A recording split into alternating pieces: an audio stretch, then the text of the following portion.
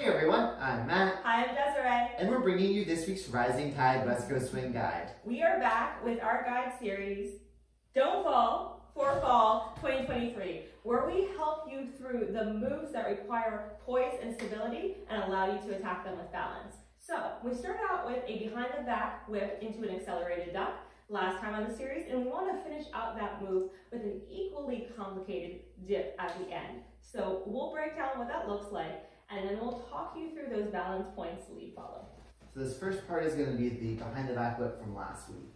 1, 2, 3, and 4, 5, 6, 7, 8, 9, 10, 11, 12.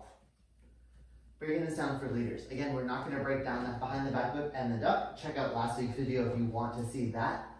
We're just going to talk about the dip here. So coming out of this duck, I'm going to sneak my arm through so that I'm looping Desiree's arm. I don't want to try to catch with my hand. That just feels really uncomfortable. I want a secure point for her to rest on. I'm also giving her my forearm here for support. That's what she's really resting on.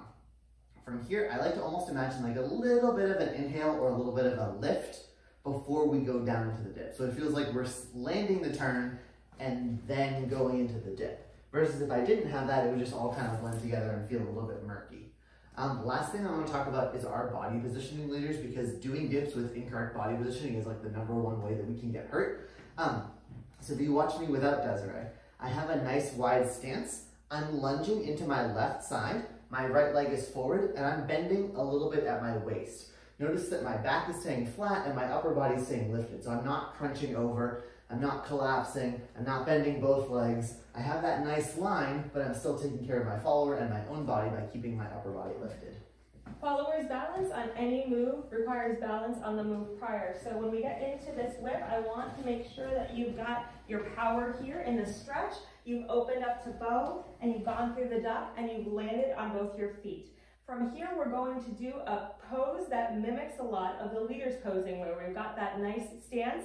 In particular, I'm not thinking about taking this foot parallel to this next foot. If I do that, don't try this at home, I end up needing to crunch through that dip or I would fall. So instead, I'm really thinking about almost taking my feet at a first position or a second position in ballet with a really turned out left side foot.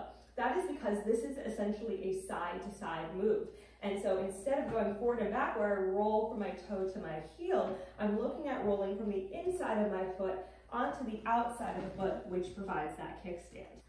I'm also thinking about using my seatbelt muscles.